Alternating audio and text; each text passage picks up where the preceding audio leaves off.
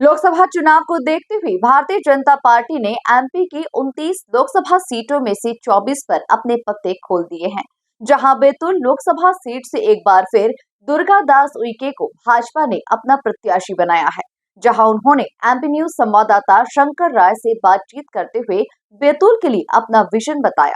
देखिए ये रिपोर्ट। लोकसभा चुनाव के लिए भारतीय जनता पार्टी ने 139 सांसद प्रत्याशियों की पहली सूची जारी कर दी है, जिसमें बैतूल जिले से भी वर्तमान सांसद दुर्गादास उइके जी को टिकट दिया गया है। सर, पहले तो बहुत बहुत बधाई आपको। जी धन्यवाद आपका। सर, आज आपको दोबारा पार्टी ने एक बड़ा मौका दिया है, सौभाग्य दिया है कि आपको दोबारा चुनाव लड़ना है। किस तरह की तैयारी रहेंगी, क्या मुद्दे लेकर जाएंगे और किन मुद्दों पर चुनाव लड़ा जाएगा? देखिए क्या है, भारतीय जनता पार्टी में व्यक्ति चुनाव नहीं लड़ता है, हमारा संगठन चुनाव लड़ता है। और हमको विश्वास है कि हमारे देश के यशस्वी प्रधानमंत्री जी के कुशल प्रेरक नेतृत्व में इन 10 वर्षों में भारत में विविध क्षेत्रों में सेवा, सुशासन और गरीब कल्याण की योजनाएं भारत सने सने स्वर्णिम भारत बनने की ओर आगे बढ़ रहा है। और समाज के अंतिम सिरे पे जो हमारे भाई बहन हैं, उनके दुखों के निवारण के लिए विविध प्रकार की योजनाओं के माध्यम से उनके सुख, सौभाग्य और ऐश्वर्य की वृद्धि करने में हमारी सरकार ने, हमारे देश के यशस्वी प्रधानमंत्री जी ने कोई कोर कसर नहीं छोड़ी है। और इस नाते हमारे यशस्वी प्रधानमंत्री जी के कुशल प्रेरक नेतृत्व में ये भारत फिर से स्वर्णिम भारत बनने की दिशा में आगे बढ़ रहा है और हम सब लोग उनके सहभागी हैं, अंग और जो भी हमारे पार्टी के, हमारे शीर्ष नेतृत्व का जो भी कार्य है उसको अंतिम व्यक्ति तक पहुंचाने के लिए सारे लोग एक सिपाही की तरह हम सारे प्रयत्नशील हैं। जिले के लिए आपके जिले में ऐसे कौन से महत्वपूर्ण कार्य है जिस पर आपने जिले को एक बड़ी बड़ी सौगात दी? ऐसे इन 5 सालों में क्या कार्य कराए गए थे? जिले में जो भी आवश्यक था उसमें क्या है कि अमृत रेलवे स्टेशन, जो पुराने अंग्रेजों के जमाने के रेलवे स्टेशन थे, वो व्यवस्थित तरीके से करोड़ों रुपए से वो बढ़िया बनने वाले हैं। इसी तरीके से क्या है कि ये फ्लाईओवर है, अंडर ब्रिज है, ओवर ब्रिज है। हमने लगभग 550 करीब जो है दूरदर्शन कनेक्टिविटी की दृष्टि से बड़ी दिक्कत होती है। इसमें हम जो टावर हमने क्या है पूरे लोकसभा क्षेत्र में सड़कों की दृष्टि से, प्रधानमंत्री सड़कों की दृष्टि से नागपुर से जुड़ गया हमारा बैतूल, इंदौर से जुड़ गया, भोपाल से जुड़ गया, इधर अमरावती से जुड़ जाएगा, इधर भरूच से जुड़ जाएगा। तो कनेक्टिविटी की दृष्टि से भी हमारा लोकसभा क्षेत्र समृद्ध हुआ है। शिक्षा के क्षेत्र में आप देखेंगे कि सीएम राइस से लेके PM rice, PM Shri school और हमारे अत्याधुनिक एकल विद्यालय, आदर्श विद्यालय और शिक्षा के क्षेत्र में भी क्रांतिकारी बदलाव हुआ है हमारे क्षेत्र में। मेडिकल कॉलेज एक बड़ी उपलब्धि है हमारे क्षेत्र में। कोयला खदानें, लगभग कोयला उद्योग हमारा उजड़ने की कगार पे था, लेकिन अभी 2 खदानें हमारी खुल रही है।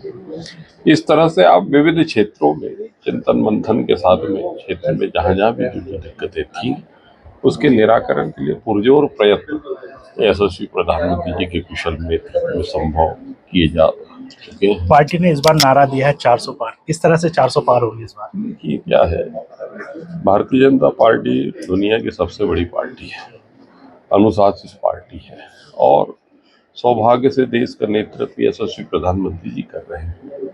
और वर्तमान में भारत का व्यक्ति इस बात को महसूस कर रहा है कि आज़ादी के बाद में सर्वाधिक शासन जिन दलों ने किया, उन्होंने जो बुनियादी जरूरतें थी समाज की उस दिशा में कोई पहल उन्होंने नहीं। लेकिन ये 10 वर्षों में भारत विविध क्षेत्रों में, देश का आंतरिक स्ट्रक्चर हो या बाह्य हो, दोनों ही मंचों पे हमारा भारत स्वर्णिम भारत बनने की दिशा में आगे बढ़ रहा है। समृद्ध भारत, सशक्त भारत, बलशाली भारत, एक भारत बनने की दिशा में यशस्वी प्रधानमंत्री जी के नेतृत्व में हम आगे बढ़े हैं और जनता का विश्वास अर्जित करने में हम सफल हुए हैं। मन, वाणी, वचन और अपने कर्मों के माध्यम से कहीं भी हम लोग कहीं भी दिक्कत में नहीं रहे। हमने समाज का विश्वास जीतने का प्रयास किया। जो हमारे मन में था वो हमारे जुबा पे आया, जो जुबा पे था वो व्यवहार में प्रकट हुआ। तो कहीं भी उन्होंने हमको दोहरा चरित्र, दोहरा व्यक्तित्व हमारा समाज में नहीं देखा, और एक सच्चे राष्ट्रभक्त के रूप में, समाजनिष्ठ व्यक्ति के रूप में देश के यशस्वी प्रधानमंत्री जी ने जनता के सामने मुखातिब हैं। और युग पुरुष का संकल्प है 400 पार अब की बार। भाजपा का एक एक कार्यकर्ता, समविचारी संगठन का एक एक भाई, बंधु, बहन, बेटी, युवा सब तन मन धन से जुटेंगे, और जो हमारे युग पुरुष का संकल्प है उस संकल्प को पूरा करने के लिए परिश्रम की पराकाष्ठा हम करेंगे, और जरूर हम उस सपने को साकार करेंगे। सर, हमारा आखिरी सवाल, जिले के युवाओं के लिए रोजगार के लिए इस बार क्या करेंगे आप?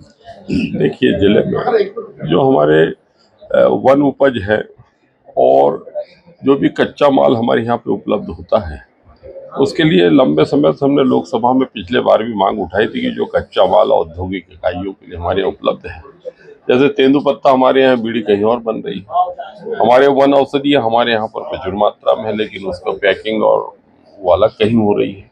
तो हम चाहते हैं कि जो भी हमारे यहाँ पे औद्योगिक दृष्टि से जो भी संभव है कच्चा माल और विविध प्रकार से अनुकूल औद्योगिक प्रगति के लिए जो परिस्थितियां चाहिए, वो हमारे यहाँ जिन जिन क्षेत्रों में है उस दिशा में हम ठोस पहल आगामी हम अपने भाई बहनों के लिए करने वाले हैं, युवा साथियों के लिए करने वाले हैं।